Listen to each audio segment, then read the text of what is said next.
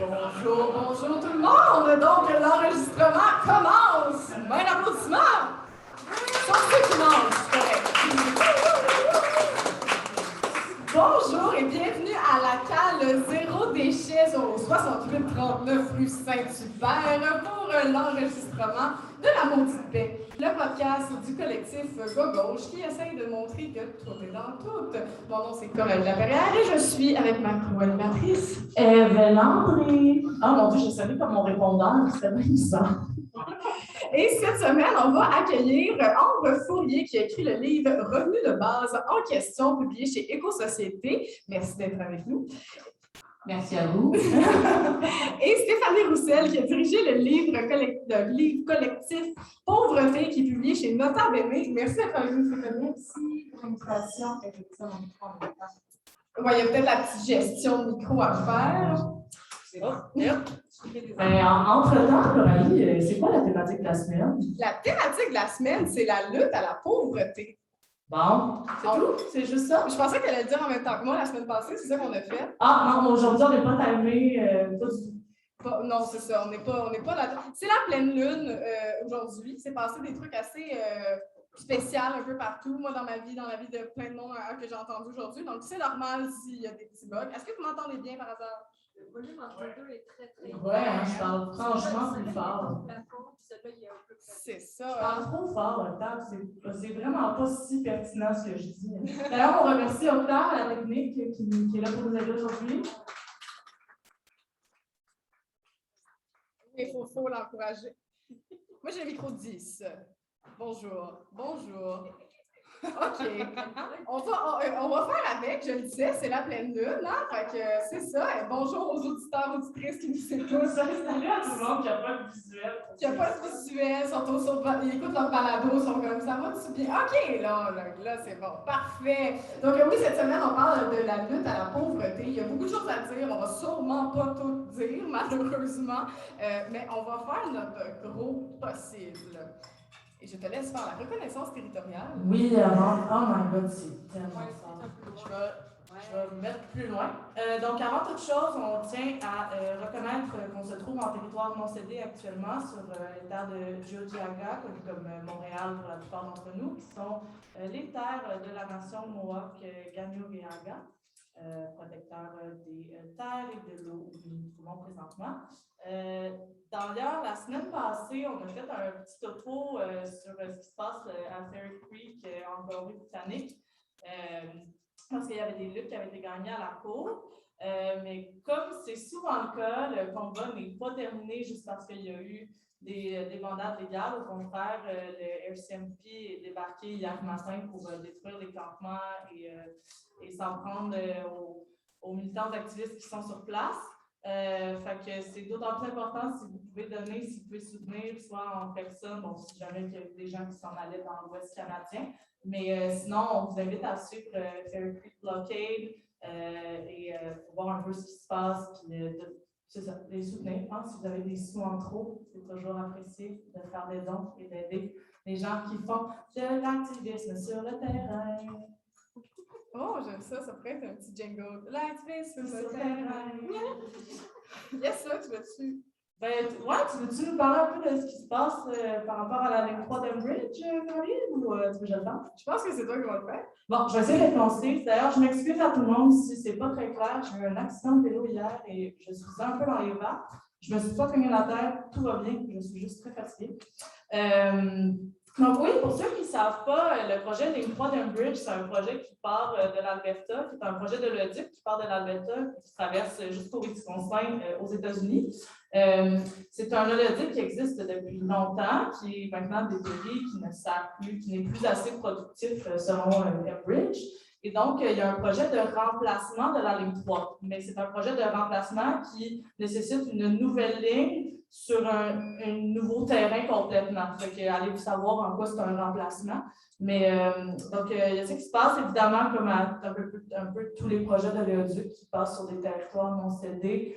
Il y a des gens qui se battent activement pour que ça ne passe pas sur leur territoire. À cet effet-là, on vous invite à suivre le Guinouing collectif. GINIW Collective, qui est un regroupement d'activisme de femmes et de personnes bispirituelles qui se battent présentement pour essayer de conserver l'intégrité de leur territoire. Voilà, ça fait comme 5 ans là, que c'est en suspens, qu'il y a des jugements à la cour qui ne donnent absolument rien parce que notre système judiciaire est brisé. Hein? C'est positif, hein? Fait que, voilà. Et là, ligne 3, c'est aux États-Unis. Oui, c'est ça. Ça passe pas mal. Pour transporter notre beau pétrole albertain. Oui. Ah, personne a fait un applaudissement au pétrole. Ah non, on n'applaudit pas le pétrole. Ah ouais, c'est le même transport. Non, c'est parfait. Ah, merci. Un bout pour le pétrole, ça, j'aime bien ça. Donc, on va dire allô à nos invités. Donc, salut Ambre, comment tu vas? Ça va, un peu stressé parce que je suis sur une scène. Je ne m'attendais pas à ça. Ben écoute, on va essayer que tu sois à l'aise. Les gens vont te donner de la belle énergie. J'en suis convaincue.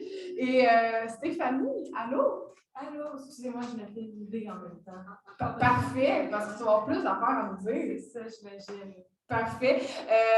Donc, commençons ça dans le fond. Donc, Stéphanie et Ambre, on vous a invité pour le collectif pour la lutte à la pauvreté parce que vous avez tous les deux écrit un livre qui fit un peu dans le thème. Donc, Ambre, le revenu de base, je vais peut-être me lancer direct. Là, le monde, là, tantôt, moi, je passais des petits papiers sur qu'est-ce qu'il ferait s'il y avait un revenu de base. Fait que c'est quoi le revenu de base?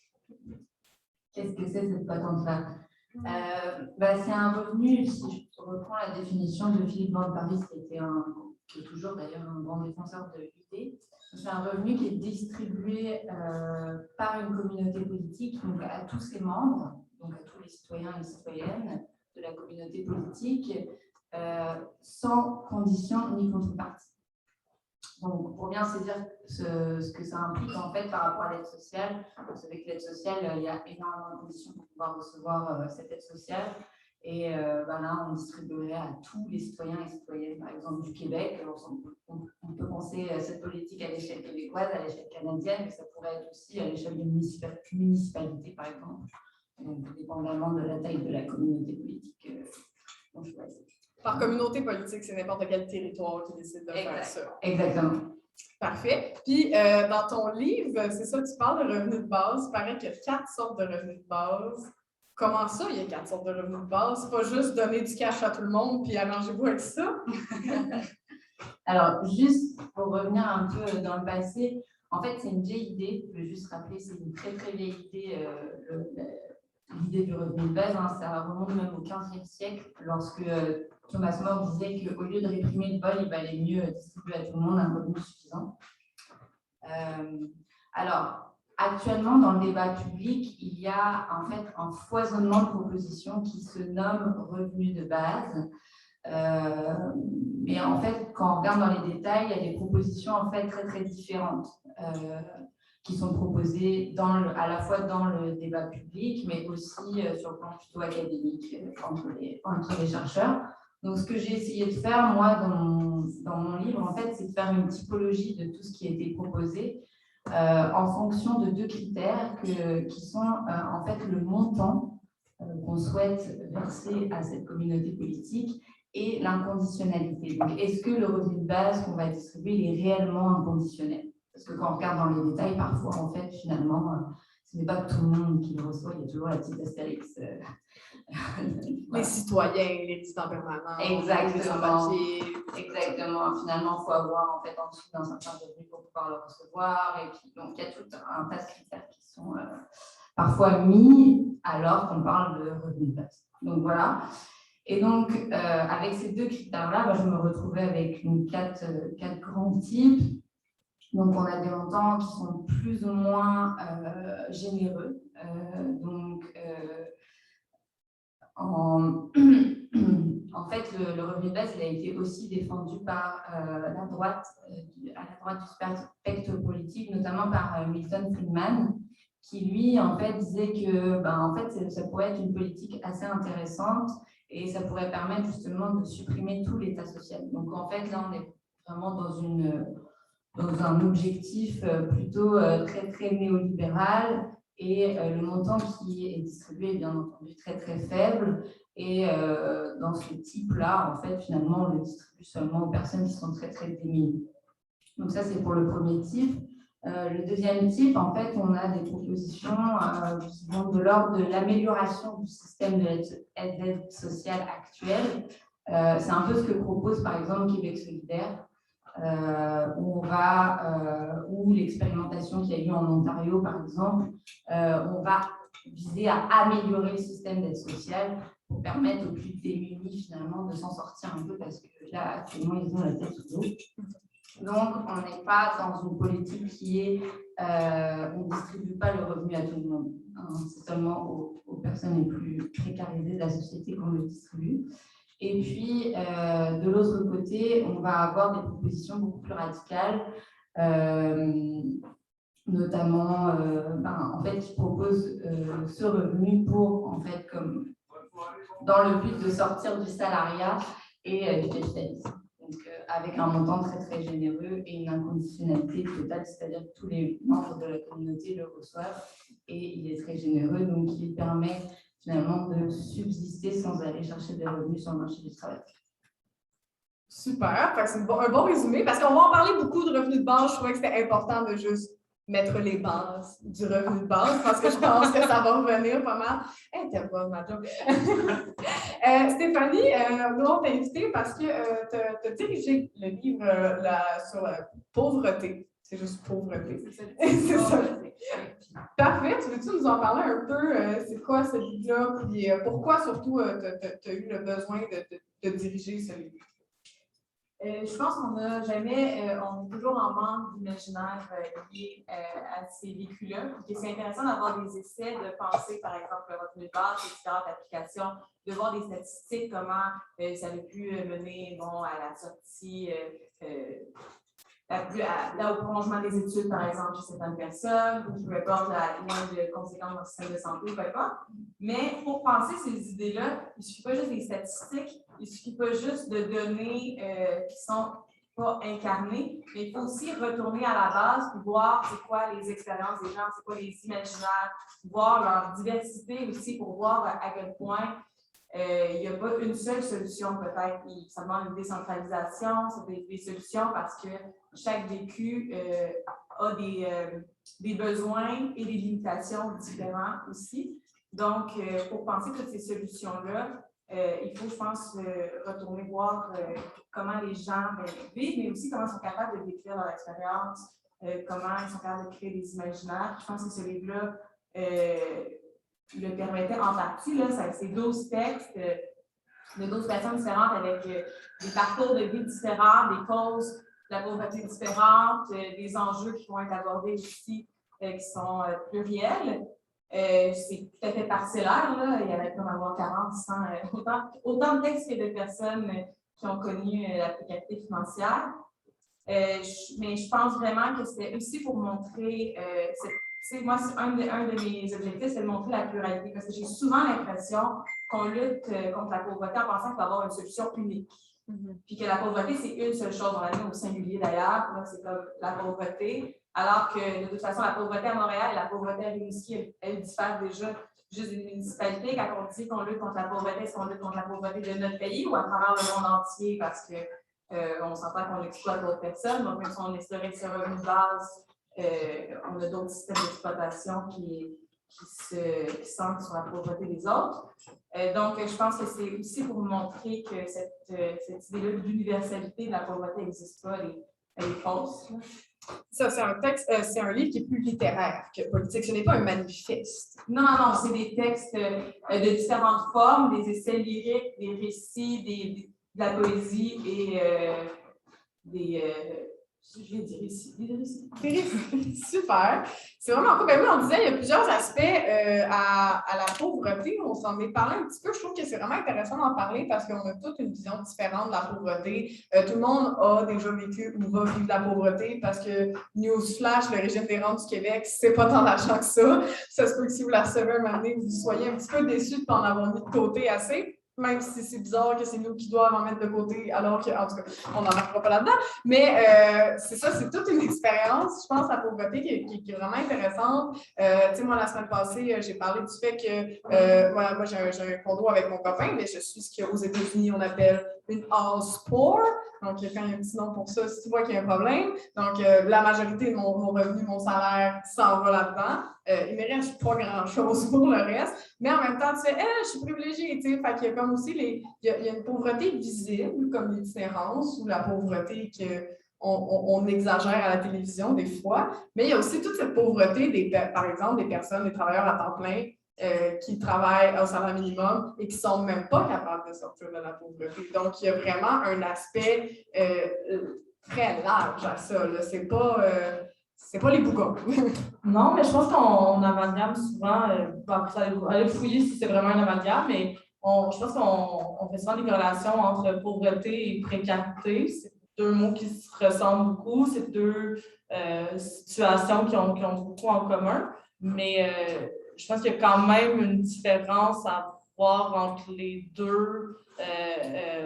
Parce que c'est ça, je pense qu'on associe souvent, puis Stéphanie, tu es vraiment bienvenue à intervenir, là, mais je pense qu'on amalgame souvent justement pauvreté et précarité financière, mais il y a plein d'autres aspects qui rentrent dans la pauvreté. Oui, puis aussi, on pense à la pauvreté présente, mais en même temps, quand on dit house poor, quand tu dis que tout ton argent, tu le mets dans ton condo, mais tu peux le revendre n'importe quand, ce condo-là, et faire de l'argent. Donc, ce n'est pas réellement de la pauvreté parce que tu investis dans quelque chose alors que quelqu'un qui mettrait tout son argent pour louer dans un loyer et ne rentabilisera jamais cet argent-là. Donc, oui, au moment présent, c'est la même chose que, mettons, dans certaines fermes, par exemple, au moment présent, les gens ils ont l'impression qu'ils n'ont pas d'argent parce qu'ils sont en train d'investir dans leur ferme, dans leur maison, peu importe, dans leur propriété, mais à la fin, ils peuvent le revendre 1 million. Donc, est-ce qu'on peut réellement croire que c'est de la pauvreté quand il y a des gens qui vont dépenser la même quantité d'argent, mais jamais pouvoir bénéficier de leur investissement parce que c'est toujours à perte? Je pense qu'il y a quand même des nuances à faire. Oui, mais c'est ça, c'est sûr, il y a des nuances vraiment importantes, mais je trouve ça intéressant. Je disais je ne sais pas si tu avais vu, le fonds, le FTQ a décidé d'abandonner sa campagne pour le 15 minimum de l'heure pour un 18 minimum de l'heure pour se sortir réellement de la pauvreté. Et moi, j'ai lu là-dessus, puis je trouvais ça vraiment intéressant que, c'est ça, il y a plein, tout le monde a sa façon de voir la pauvreté, puis il y a ce que le gouvernement dit. Donc, le gouvernement dit que le seuil de la pauvreté, c'est 21 132 $. Vous faites 21 140 $, vous n'êtes pas pauvre, on dirait. Et pourtant, l'IRIS, eux, ont dit que le revenu viable au Québec est de 28 783 $. Donc, pour le gouvernement, la pauvreté, c'est un certain montant.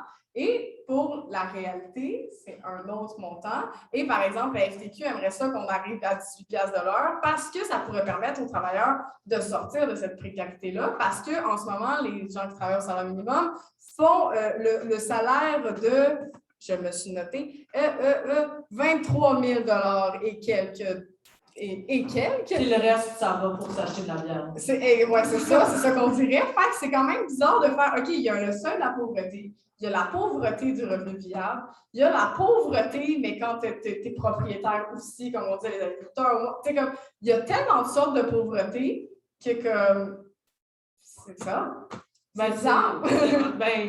Il y a toute la question de subvenir à ses besoins de base, de se loger, se nourrir, se vêtir. Je ne suis pas venue faire la pyramide de Maslow, là, mais ça. Mais après ça, il y a beaucoup de questions de. Je pense que c'est une question qui t'a beaucoup intéressé, Stéphanie, aussi, de la notion d'isolement, des gens qui sont généralement très stigmatisés. Se sortir de la pauvreté, faire un plus grand salaire, soit, mais c'est quand même quelque chose qui est stigmatisant puis desquels on porte les marques longtemps, je pense. Puis moi, je pense aussi qu'il faut sortir de l'idée de juste lutter contre la pauvreté ou lutter contre les différences de classe sociale ou lutter contre la répartition des richesses qu'il y en a qui en ont beaucoup, puis il y en a qui en ont beaucoup moins. Donc, il y en a qui ont le droit d'avoir plus de besoins que d'autres personnes. Il y a aussi ça, qu'est-ce qui constitue un besoin essentiel par rapport à un autre besoin? Parce que dans la pyramide, il y a aussi l'épanouissement, les relations sociales. Puis là, on voit que, surtout la pandémie, elle nous a peut-être montré à quel point la socialité se passe dans des endroits payants. Oui. Puis aussi qu'il y a certaines ressources qu'on a qui, pour certaines personnes, sont gratuites, puis pour d'autres, sont payantes. Par exemple, si tu as un réseau de soutien, tu as des parents qui peuvent garder tes enfants, c'est une ressource qui est plus gratuite que si tu n'as pas de famille et qu'il faut que tu payes quelqu'un pour garder tes enfants. Donc, il y a aussi différentes choses qui ont des coûts et des besoins. Donc, définir c'est quoi des besoins essentiels, vs des besoins qui sont, eux, luxueux, et qui a le droit à ce luxe-là, vs qui n'a pas le droit à ce luxe-là. Qu'est-ce qui est l'épanouissement? Mais ça change aussi d'une personne à l'autre, de ton réseau de soutien, de tes besoins. Est-ce que tu es cœliaque? Est-ce que c'est quoi tes conditions de santé? Est-ce que tu vis dans un logement bien isolé, mal isolé? Est-ce que tu as un toit noir ou un toit gris? Il y a plein de choses qui font en sorte que pour du monde, la vie coûte plus cher que pour d'autres. Puis que ça reste quand même dans les mêmes besoins, puis les économies se font pas. Puis c'est comme, moi je trouve qu'on accorde aux personnes plus précaires comme l'obligation d'être plus morales que les autres. Par exemple, on va leur reprocher d'avoir une voiture, alors que peut-être qu'ils vivent de manière plus excentrique. La voiture, pour eux, est une plus grande nécessité que pour d'autres. On va leur reprocher de fumer, on va leur reprocher de boire de l'alcool, alors que si on regarde ces réalités-là, peut-être que c'est vraiment plus comme important ou central dans leur vie pour survivre que pour une personne qui peut aller dans son chalet se relaxer une fois de temps en temps et qui a des moyens de cope qui sont plus acceptables socialement, ou de toute façon, sinon, ils peuvent payer pour des taxes, puis on va leur pardonner parce qu'ils peuvent dépenser pour compenser leur immoralité. Ça, je pense qu'il faut vraiment faire attention parce qu'il y a beaucoup de surveillance. Puis même dans les revenus de base, moi, je trouve intéressant dans le livre que tu écris, tu parles du revenu en nature. Puis je trouvais que dans lui, on voyait vraiment que ça renforçait ça. Les personnes pauvres, eux, ont juste le droit de se payer des choses en nature, donc des biens essentiels, manger, se loger, recevoir des services de santé. Tandis que les riches, eux, ils ont le droit d'avoir une piscine, c'est juste que ça va leur coûter plus cher. Mais c'est déjà le cas. Je veux dire, les riches, c'est déjà eux qui détruisent la planète. C'est déjà eux qui s'en vont dans l'espace, c'est déjà eux qui exploitent nos ressources, qui exploitent les autres personnes. C'est pas sur les personnes pauvres là, que même s'ils jettent du linge qui n'est pas très, très environnemental, même s'ils font des choses qui ne sont pas parfaites là, pour l'écologie, c'est pas eux qui créent la destruction du monde. Mais parlons de ça. Oui, c'est vraiment intéressant. J'espère que je n'ai pas dit ça dans mon livre quand même. Non, mais je vais juste revenir là-dessus, mais je suis totalement d'accord avec toi sur la stigmatisation qui est en fait que subissent les personnes en situation de pauvreté. Et j'aime bien un peu l'expression la pauvreté rend pauvre en fait, parce qu'en fait elles ont beaucoup de.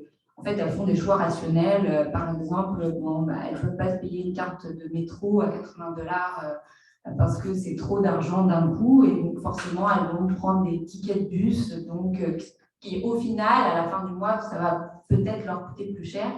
Mais c'est parce qu'elles n'ont pas les moyens et les liquidités pour dépenser cet argent. Il y avait un sociologue aussi qui parlait du congélateur comme le compte épargne des personnes qui sont précarisées. Donc, c'est pour montrer, c'est sûr que c'est des personnes qui vont, par exemple, dépenser tout leur argent au moment où elles reçoivent leur chèque de paye, mais c'est rationnel de le faire parce qu'elles ne savent pas quand elles vont avoir un autre versement, ou en tout cas, c'est incertain. Un peu comme à la PCU aussi l'année passée. Ben, je pense juste un peu à l'année passée, vous vous rappelez quand c'était la panique là, avec la COVID qui existe toujours. Mais pendant la COVID, il y a beaucoup de gens qui achetaient beaucoup de farine, beaucoup de pâtes, beaucoup de trucs.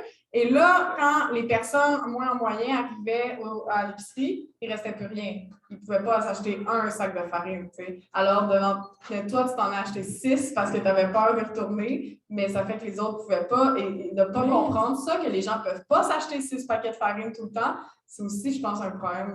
Moi, je me rappelle qu'il y avait d'ailleurs à l'époque sur Internet, des appels à la solidarité en ce sens-là, quand les premiers du mois arrivaient, de genre, si t'es pas sur le bien-être social, peux-tu t'abstenir d'aller à l'épicerie aujourd'hui puis laisser les gens que c'est la seule journée du mois où ils peuvent le faire, y aller, tu sais. Puis je me rappelle que quand j'avais vu ça, ce qui me semble tout à fait logique quand je le lis, je me rendais compte que c'était juste pas une réalité à laquelle moi j'avais à penser dans mon mois. Tu sais, je suis pas riche, mais je vais à l'épicerie quand je veux. Tu sais. Fait que, puis je pense que c'est encore une fois, comme dans la plupart des enjeux qu'on discute depuis le début de ce podcast-là, une des grandes lacunes, c'est, je pense, le manque d'empathie collective, les uns envers les autres. Je pense qu'on a un manque flagrant de bienveillance. on vit dans un système qui est très, très individualiste, qui nous individualise, je ne sais pas si c'est un mot, mais qui nous individualise de plus en plus.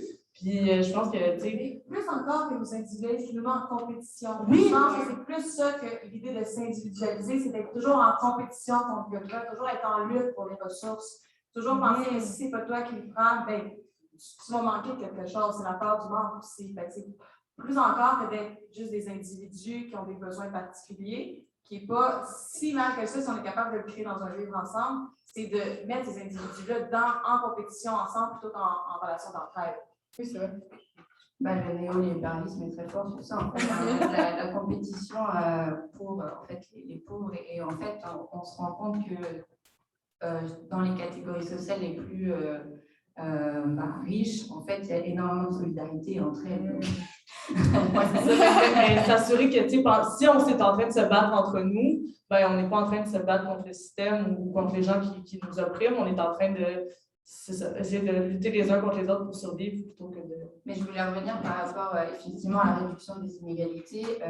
Il y a une proposition qui vient avec celle du revenu de base, bien sûr, qui est celle du revenu maximum, parce que pour financer en fait ce revenu de base-là, que l'on pourrait tous et toutes recevoir, ce qui brouille aussi les cartes au niveau de la stigmatisation, puisqu'il n'y a plus cette attente au guichet, puisque on est tous partisans de cette communauté politique et on reçoit tous. Un revenu maximum qui serait en fait un plafond de revenus. C'est arrivé aux États-Unis dans les années 60-70, si je ne dis pas de bêtises, où les derniers paliers d'imposition étaient taxés à 97-98%.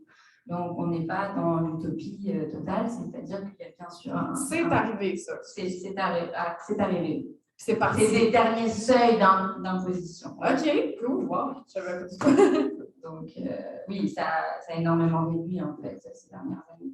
Donc, effectivement, le revenu de base doit venir avec la réduction des inégalités. Et j'aime beaucoup un sociologue aussi français qui défend, lui, ce qu'il appelle le salaire à vie, qui dit, et qui critique un peu le vocabulaire de la pauvreté, en fait. Qui dit définir quelqu'un finalement par son manque, en fait, c'est déjà lui faire une violence considérable. Et le système capitaliste, c'est ça qui lui fait, en fait, qui provoque, c'est que c'est des personnes qui, en fait, ne peuvent pas vendre leur peau sur un marché parce que, elles ont des difficultés, peut-être parfois un handicap, parfois parce qu'il y a du chômage aussi. Donc, je sais plus. C'est cette idée-là de définir les gens par leur salaire, en fait. Oui, et par leur manque, c'est-à-dire manque économique, alors qu'ils sont tout autres. Et souvent, c'est des gens qui vont participer à la société d'une quelconque façon. Par exemple, s'occuper des enfants à la maison, ça peut être faire partie d'un collectif, ça peut être de multiples façons finalement. Et toutes ces activités finalement qu'elles font, elles ne sont pas du tout reconnues dans la société, puisque le capitalisme ne reconnaît que l'activité marchande et donc qui est validée socialement, finalement, c'est seulement le travail salarié. Les activités qui sont invisibilisées, notamment que font les femmes, elles ne sont pas reconnues. Donc, elles ne sont pas validées monétairement. Oui, puis on parle souvent de travail invisible, on peut aussi parler de richesse invisible, parce que ce travail-là emmène une forme de... Moi, je trouve que c'est ça qui est intéressant dans l'idée de salaire à vie, c'est de dire que tout le monde crée de la richesse, c'est juste qu'il y en a qui sont monétarisés, puis d'autres qui ne le sont pas.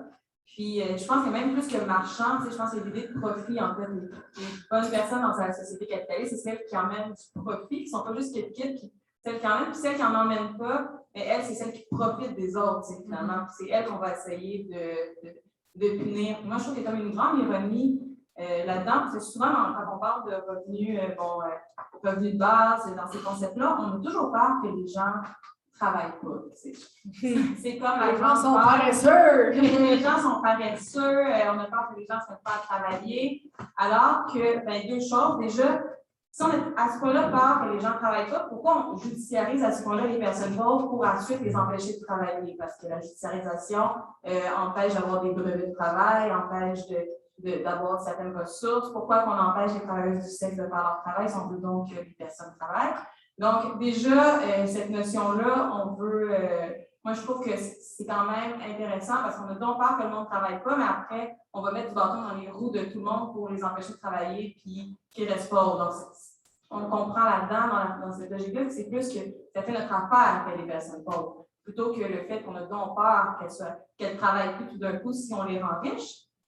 Et aussi, je trouve que je lisais récemment, mon amie Madeline Craft, elle m'a envoyé un texte d'Evan Price qui est Laziness Does Not Exist, qui montre comment c'est un psychologue social qui est neuroatypique, qui est autiste, puis montre à quel point, en fait, la paresse, elle n'existe pas. Ce qu'on voit être la paresse, en fait, c'est souvent des barrières sociales qui empêchent les gens d'être actifs ou qui leur fait peur, ou qui, bon, justement, comme la judiciarisation, mais aussi comme l'anxiété ou juste plein de barrières, la dépression, un trauma, peu importe, ou juste des contextes sociaux qui ne nous mettent pas à l'aise. Puis, si on réfléchit à ça, là, tout d'un coup, les gens vont se revenir actifs plutôt que d'être coercitifs et punitifs, puis de juste renforcer finalement cette paresse. Si tu crées un environnement, une collectivité où les gens se sentent bien puis se sentent libres d'être et d'aller et de venir, il y a beaucoup plus de chances qu'ils et elles aient envie de s'impliquer dans leur collectivité que justement, si tu leur dis, ben non, il faut que tu te lèves de 9 à 5, il faut que tu aies travaillé dans une job qui te ramène personnellement absolument rien, aucun épanouissement. Mais vas-y, fais-le, on te regarde. Oui, puis je trouve ça intéressant. Je préciserais pour les gens qui ne savent pas, pour l'aide sociale, en fait, on dit que l'aide sociale, ils sont contraints à quasiment de ne pas travailler.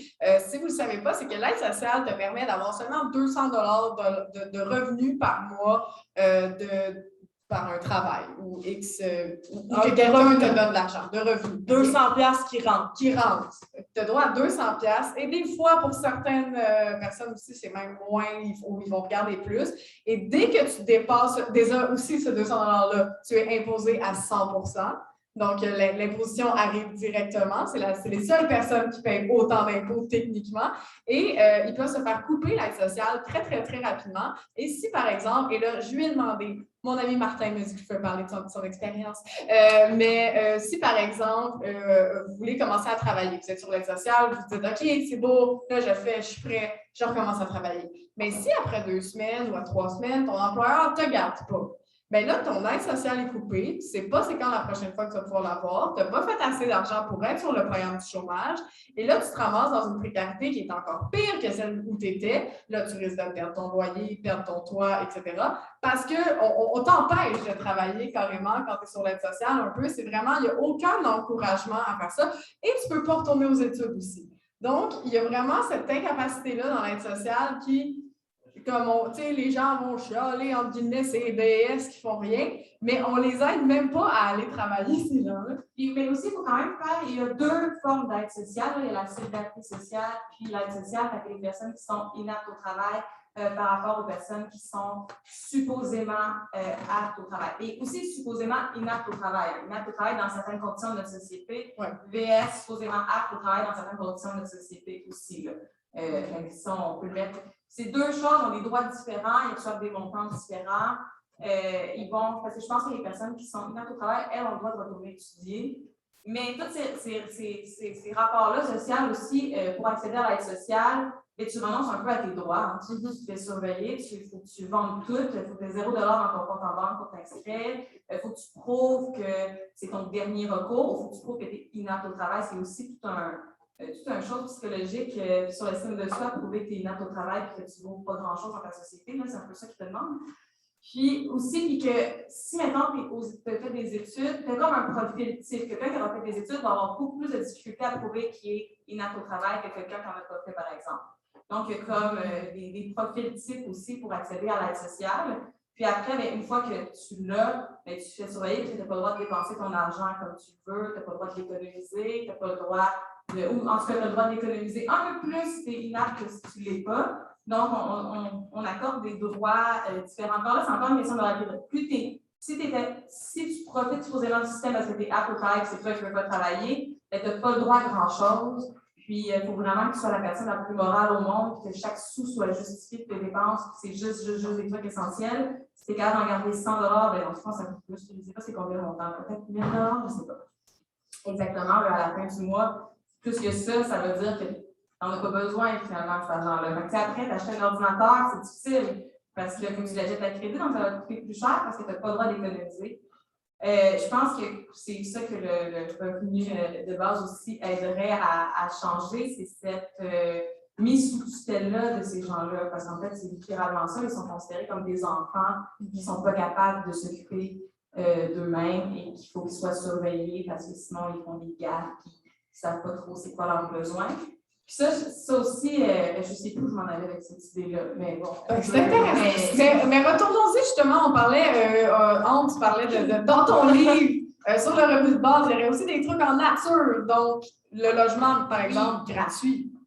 Alors c'est sûr qu'il faut distinguer en fait cette proposition-là des food stamps qu'il y a aux États-Unis, justement, qui sont très très stigmatisants vis-à-vis des personnes qui sont pauvres, parce qu'on leur donne des tickets, c'est un peu des tickets de rationnement, si on veut, pour qu'on s'assure qu'ils aient bien dépensé cet argent-là en nourriture et non pas dans des cigarettes, etc. Donc c'est ce sont des politiques très très paternalistes vis-à-vis des personnes sur l'aide sociale.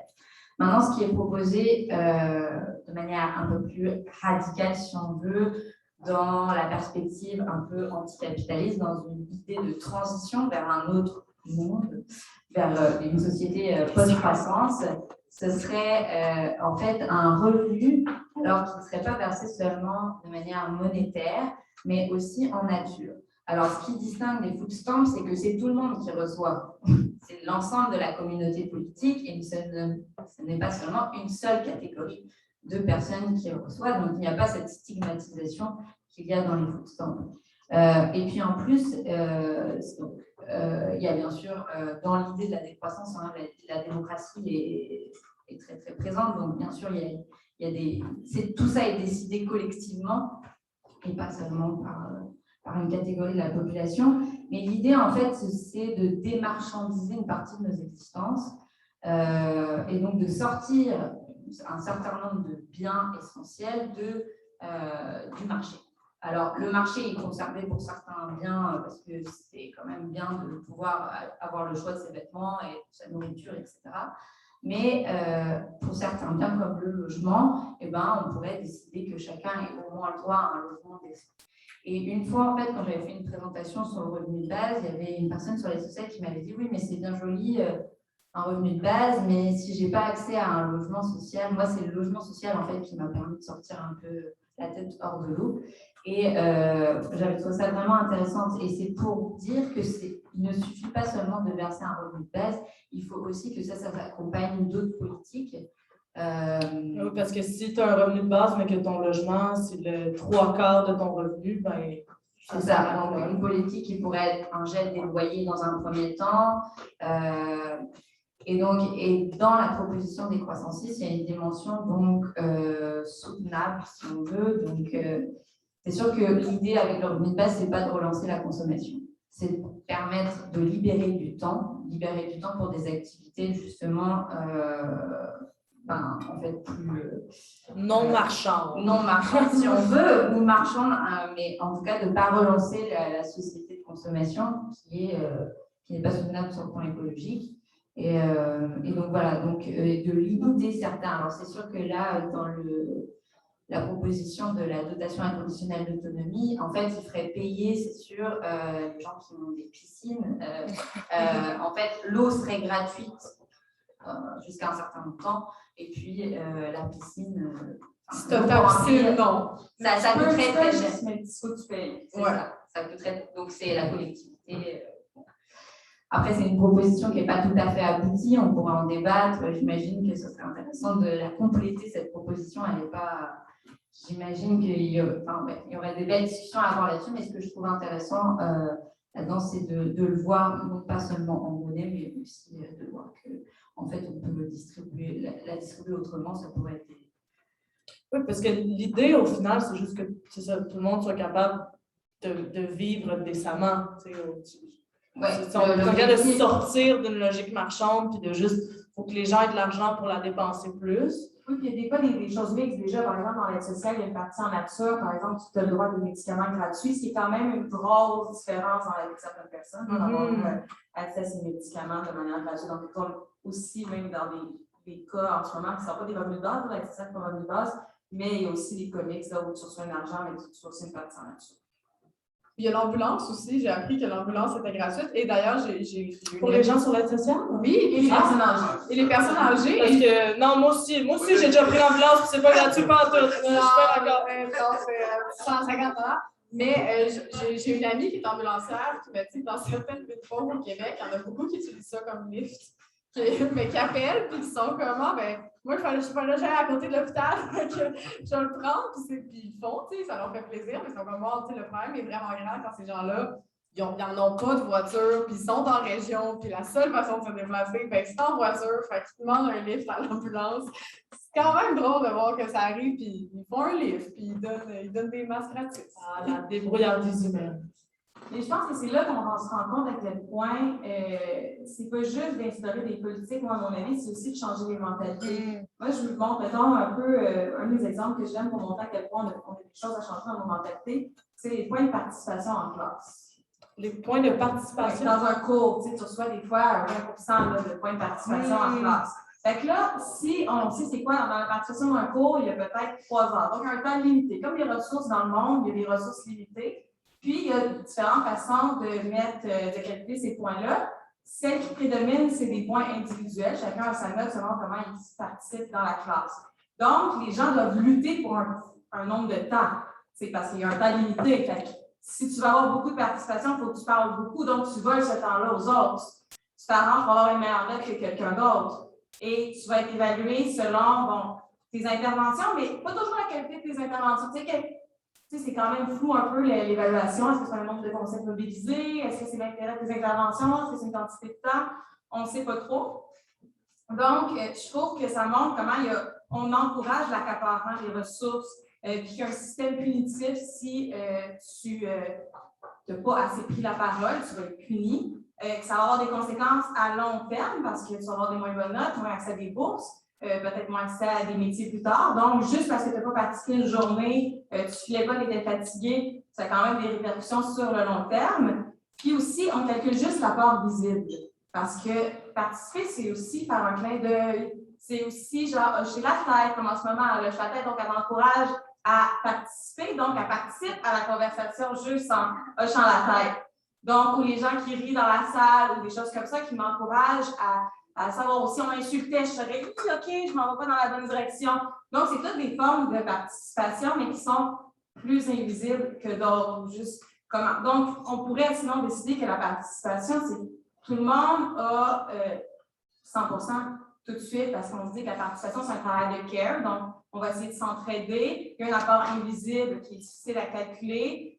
En fait, c'est une relance, comment on permet aux autres personnes de relancer, de l'entraide, comment il y a une participation qui est silencieuse, une partie qui est audible, puis comment il faut, dans le fond, désapprendre à s'accaparer les ressources, puis être cette personne-là qui parle un peu trop en classe, puis pas toujours pour dire des choses intéressantes, finalement. Mais tu vas avoir 100%. C'était moi, ça. Tu sais, de dire soi-même, genre, OK, je suis là, puis là, j'ai rien d'intéressant à dire, mais il faut que je parle. Je suis obligée de parler. Puis, comme je le rappelle, il y a quand même des ressources limitées, parce que après 3 heures, c'est fini. Donc, si tu le calcules selon le temps de participation, nécessairement, tu vas le temps à quelqu'un d'autre. Tu l'as pris pour toi, puis tu vas avoir une bonne note, fait que tu vas avoir potentiellement des bourses, fait que tu vas avoir un bon métier, fait que tu vas sortir de la pauvreté. Donc, un exemple qui est à la base pas nécessairement monétarisé, je trouve que ça montre comment toute notre société est taxée selon, pas le partage des ressources, mais selon cette idée-là de compétition visible, un apport visible à la conversation. C'est vraiment intéressant parce que moi, j'ai souvent ce point-là aussi avec la démocratie directe. On parle beaucoup de démocratie. Puis moi, je le sais parce que je suis une fille qui parle fort, qui dit son opinion. Puis je sais que, mettons, dans un cercle où on va par exemple, une bonne AGA avec un bon code morin comme on les connaît.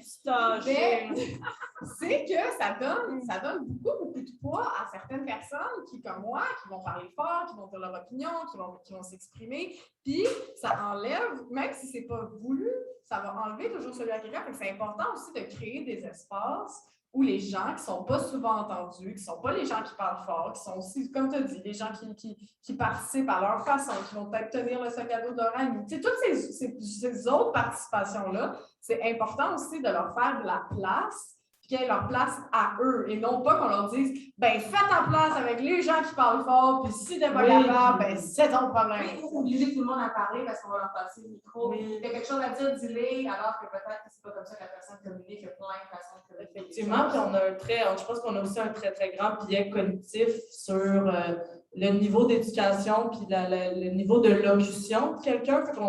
Forcément, on va écouter quelqu'un qui s'exprime bien, là, qui fait des belles phrases, ce genre d'affaires-là, sauf que si justement, là, c'est un peu ironique, mais si on est en train de parler de pauvreté, mais les meilleures personnes pour en parler, c'est pas nécessairement nous, puis nos grandes lettrées qui sont... C'est belle phrase, c'est une belle phrase.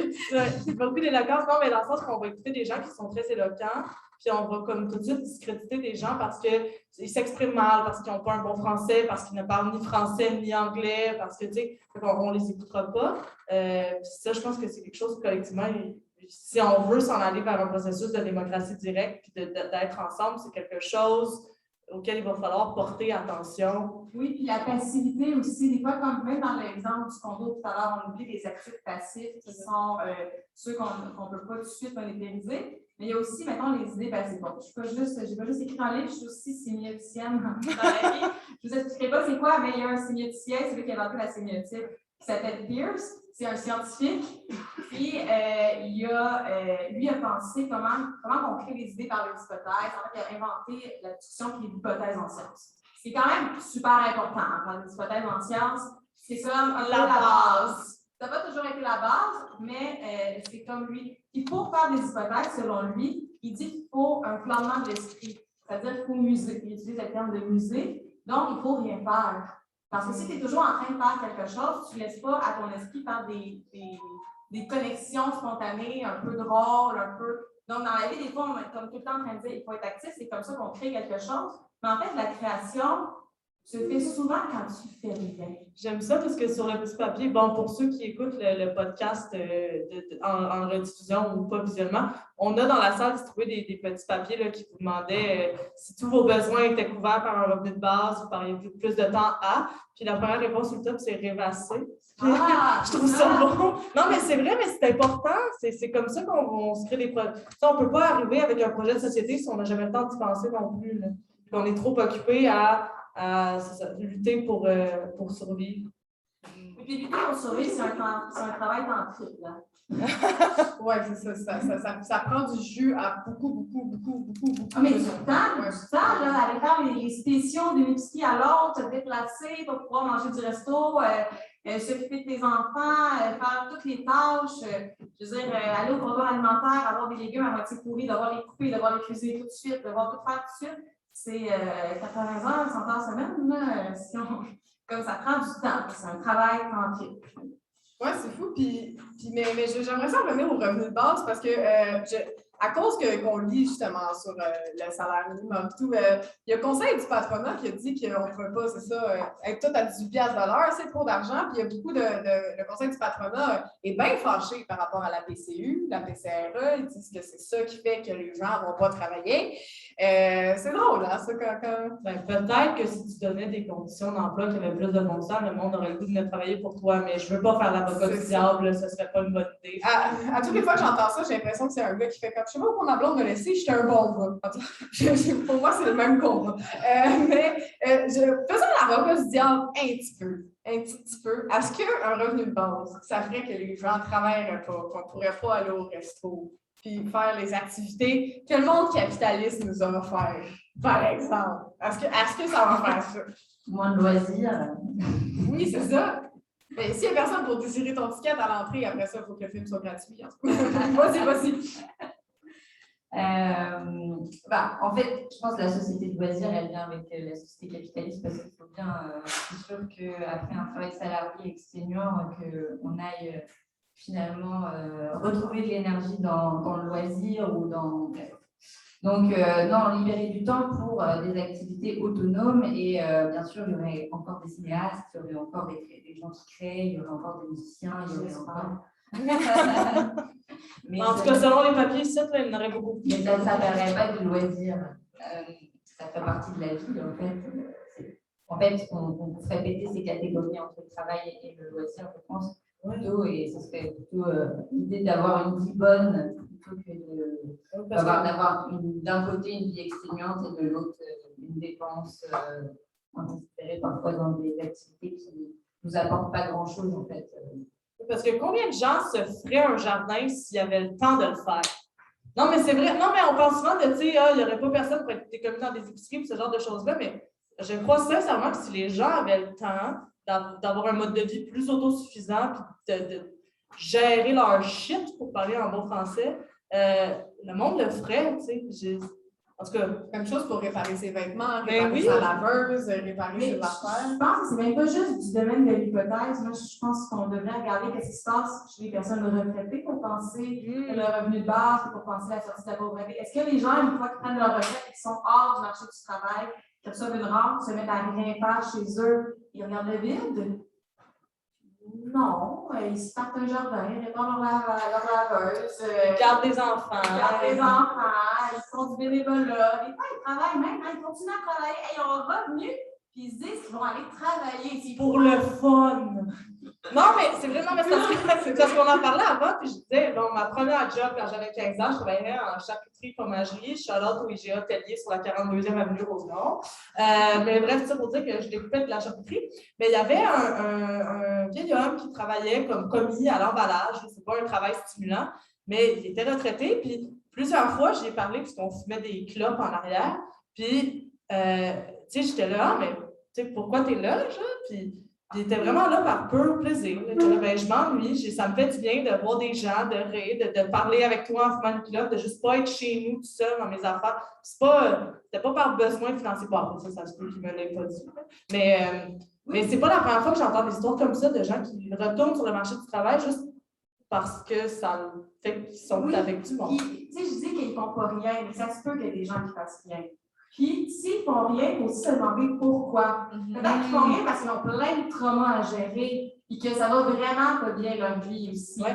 Tu sais, c'est pas juste se dire, on va sortir les gens puis ils vont se mettre à faire des choses. Ça se peut qu'il y a encore du monde qui fasse rien. Ça se peut qu'il y a du monde qui a été sur la PCU et qui n'a rien fait chez eux parce qu'il y avait vraiment besoin d'un congé de travail, il y avait une dépression non diagnostiquée, il y avait des traumas à régler, ça n'allait vraiment pas bien et que ça a été enfin un congé de travail payé. Ça se peut effectivement qu'il y ait des gens qui ne fassent rien. Il ne faut pas non plus se dire, mon Dieu, ces gens-là sont paresseux, ils sont dans la joisibilité, ils ne sont pas capables de faire quelque chose, puis là, il y a du monde à qui on donne de l'argent, puis eux, c'est des bonnes personnes, méritantes, qui continuent à faire quelque chose. Peut-être que les gens qui ne font rien et qui fixent le vide le font parce qu'ils en ont besoin, puis que ça va juste vraiment pas bien, et il faut aller les aider. Parlons-nous et soyons empathiques pour revenir à l'autre. Non, mais c'est vrai, c'est important de care les uns pour les autres aussi, puis ça fait partie des besoins aussi. Là, on parle souvent des besoins comme justement le manger et se loger, mais être en dépression, c'est comme un gros besoin. C'est pas un besoin, c'est une limitation. limitation. C'est une limitation, ouais. Le besoin de Oui, c'est ça. Le besoin de ne pas être en dépression, c'est un bon besoin. Après, on était dans une période particulière aussi de pandémie, donc c'était pas évident de sortir de chez soi, forcément, mais il y a eu en fait beaucoup de réseaux d'entraide et ce qui est intéressant, je n'ai pas les chiffres exacts, mais je sais qu'il y a eu une augmentation des petites fermes aussi dernièrement, donc ce qui est un bon signe aussi. Faudrait regarder, après il faudrait faire voir s'il y a une corrélation entre les deux, mais en fait il y a énormément de personnes notamment dans le milieu de l'agriculture et la petite agriculture, qui s'intéressent de plus en plus à la question du revenu de base, parce que c'est très difficile en fait d'accéder au début à une terre et puis de monter un projet agricole. Voilà. Donc, en fait, moi j'y crois pour ça, et c'est vrai que la PCU nous a amené un cas intéressant à observer. Il faudrait qu'il y ait des études faites là-dessus. Maintenant, elle restait quand même exclusive.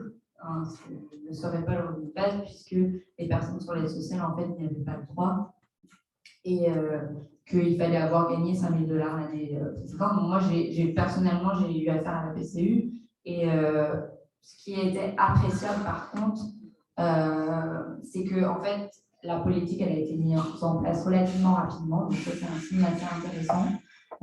Finalement, on voit que finalement, le gouvernement est capable d'agir. Ah, il y avait de l'argent! Ça se peut!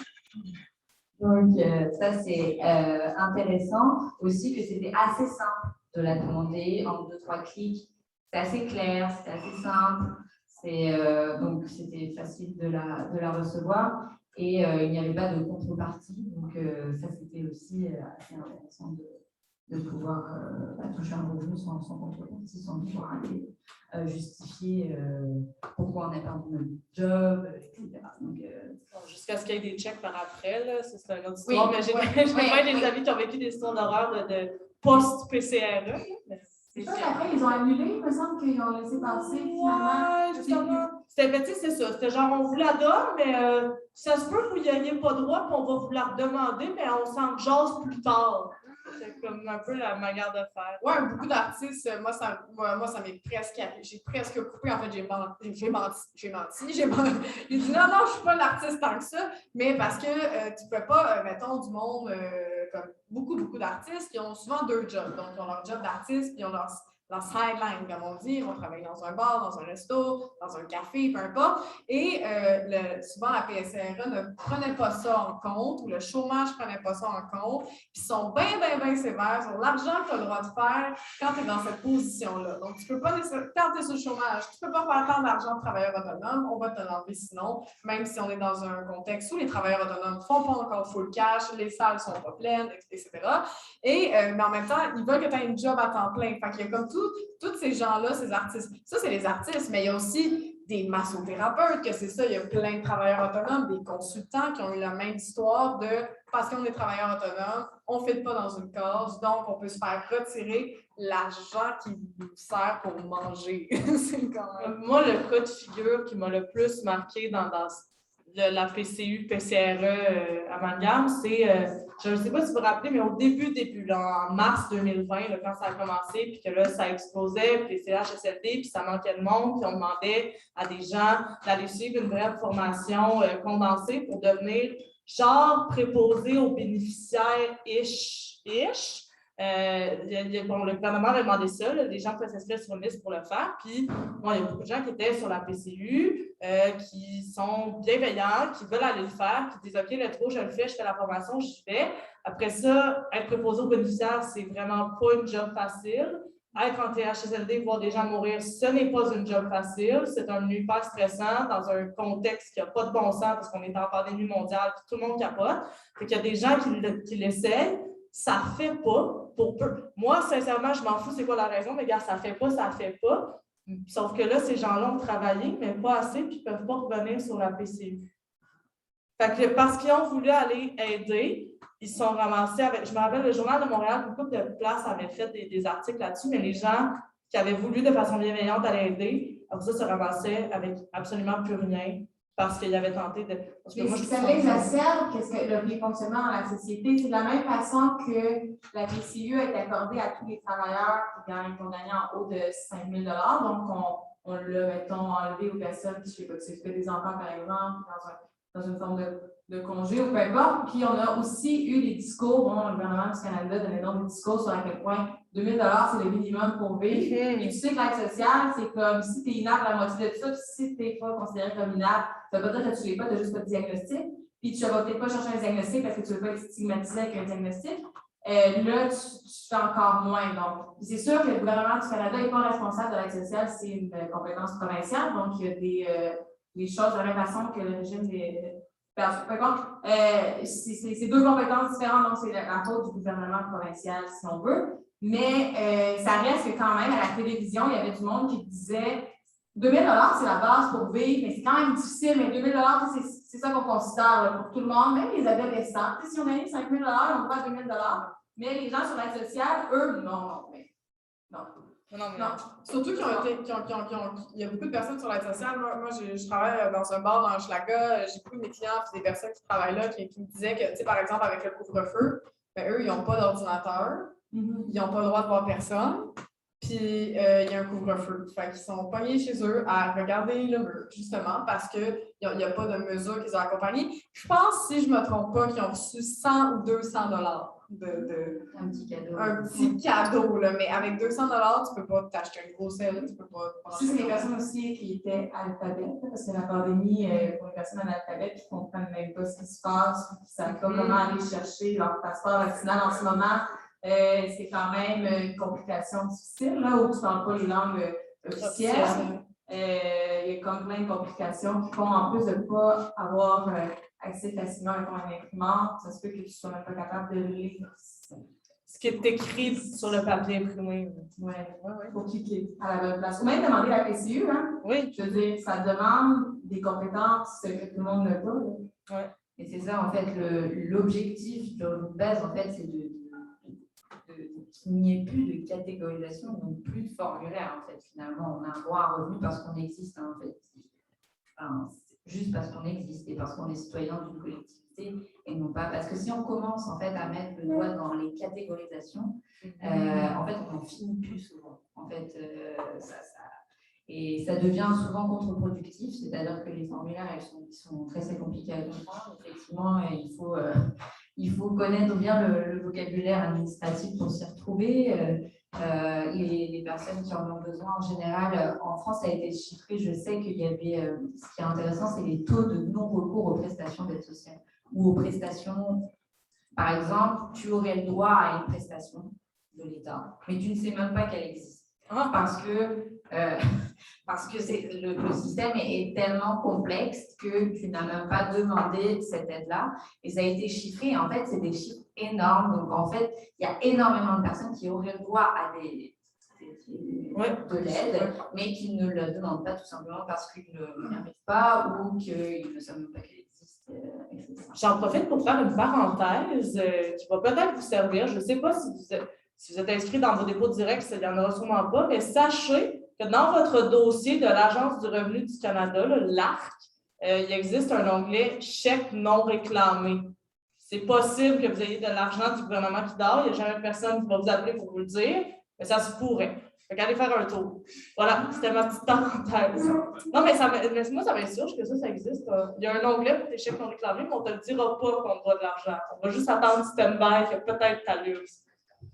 Ça, écoute, ça va être le bonus à un employé un moment donné, peut-être. On avance à la fin de l'émission. J'aime vraiment ça qu'on ait parlé de tout ça parce que, ben, c'est ça, le gauche, on en parle en tant que, on est là parce que c'est la crise climatique, c'est la crise sociale. On est dans un non-sens de genre, la société ne peut pas vivre de même. Il faut sortir, disons-le, il faut sortir du capitalisme. Il faut trouver des alternatives post-capitalistes pour commencer maintenant à construire le monde de demain. Puis, je trouve ça vraiment le fun qu'on ait parlé de ça aujourd'hui. Puis, je voulais vous le dire que c'était bien intéressant. Puis, je voulais vous donner donc une main d'applaudissement.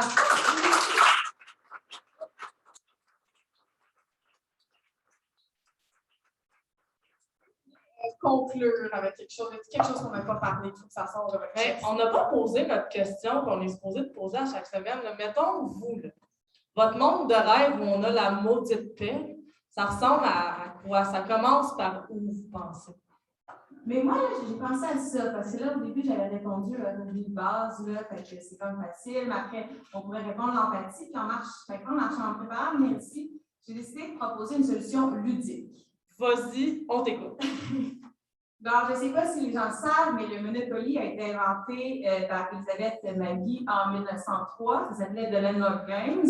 Ça voulait montrer à tout le monde les aspects genre apparents, avec ça montre les aspects apparents circulaires du capitalisme et de la propriété privée, là, de créer le monopole à partir du territoire en s'accaparant les territoires.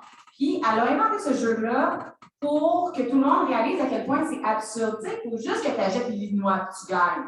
Mais si tu n'achètes pas l'Illinois, t'es fuck, puis genre, tout le monde va gagner, quelqu'un d'autre va gagner à ta place d'avoir le monopole à un moment donné. Tu sais, les jeux, comme les dés sont joués d'avance un peu. C'est un hasard, ou bien, héritage aussi, on s'entend.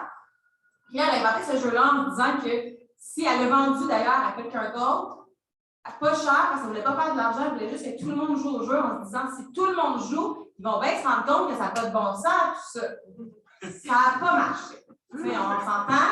On a même inventé des versions, genre Simpson capitaliste, Star Wars capitaliste, tu sais, c'est partout la propriété. Oui, à un moment donné, il y a eu Monopoly Crédit, là, il y avait des cartes, des machines.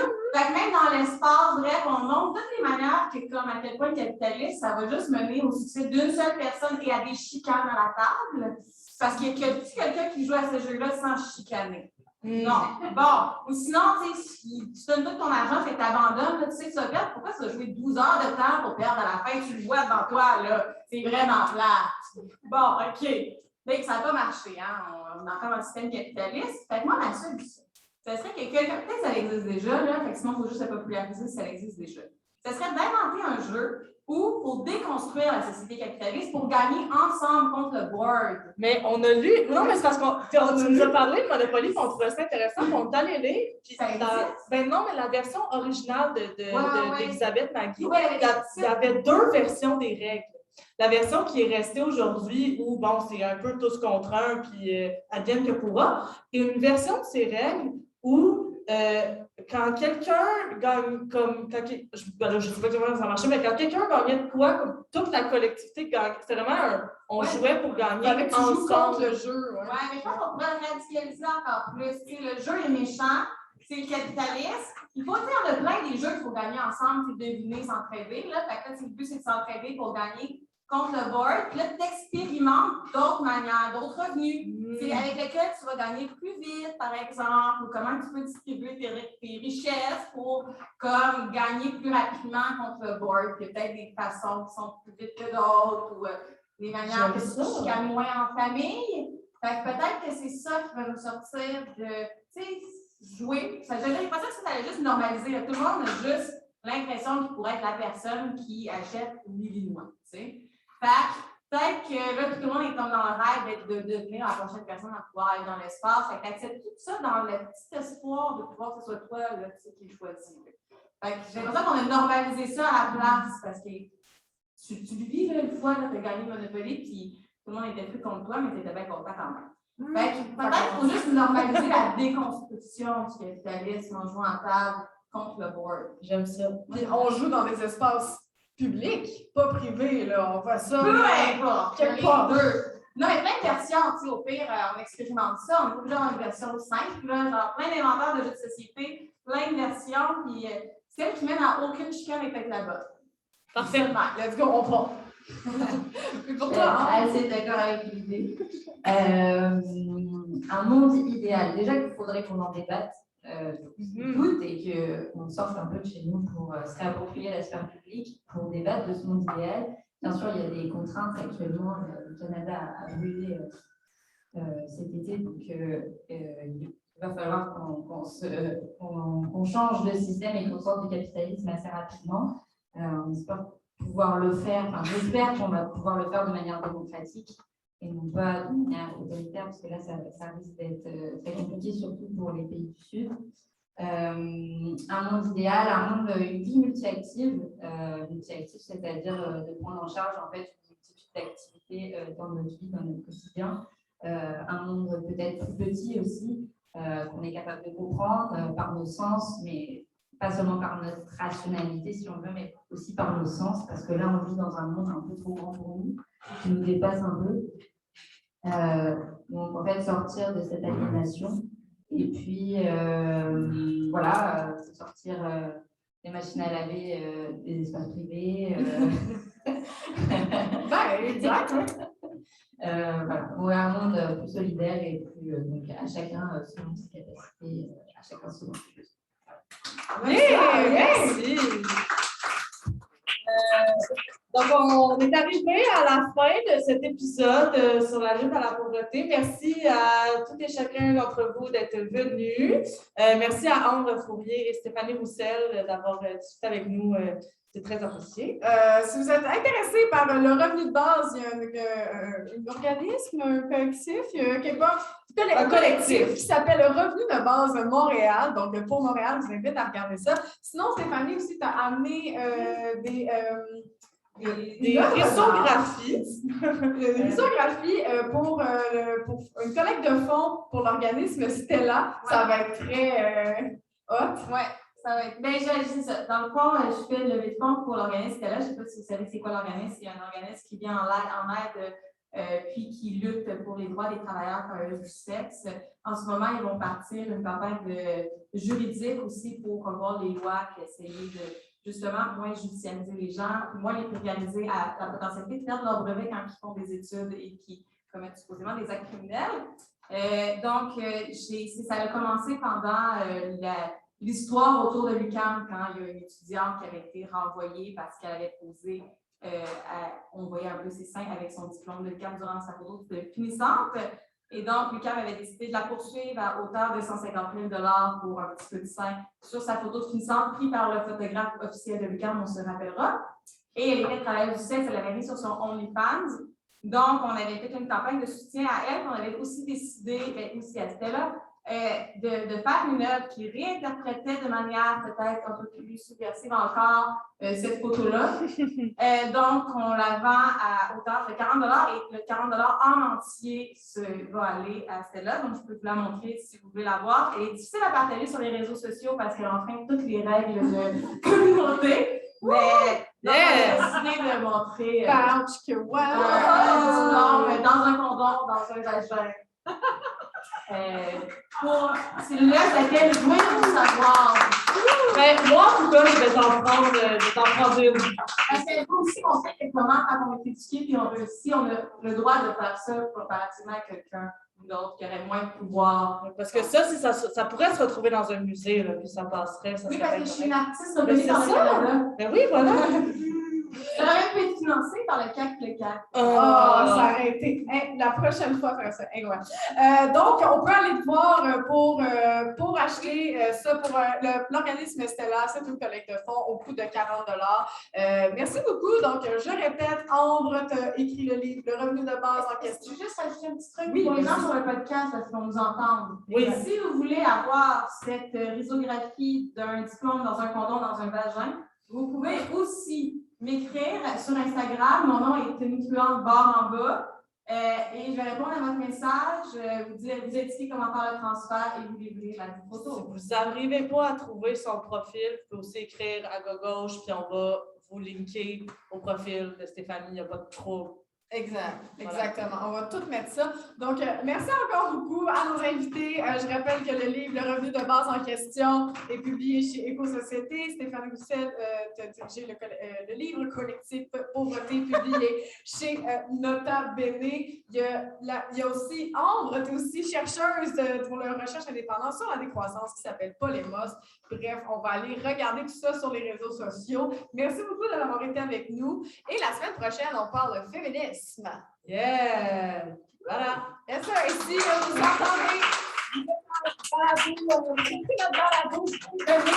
à l'organisme, au collectif de gauche via notre campagne GoFundMe ou via PayPal. À la suite de notre podcast également, il y a des bénévoles qui vont passer pour ramasser des dons et vous montrer aussi le petit code QR. Donc, merci tout le monde. Merci à la CAL Zéro Déchet de nous recevoir chaque dimanche jusqu'au 31 octobre. Puis merci, c'était le fun. Yes, sir!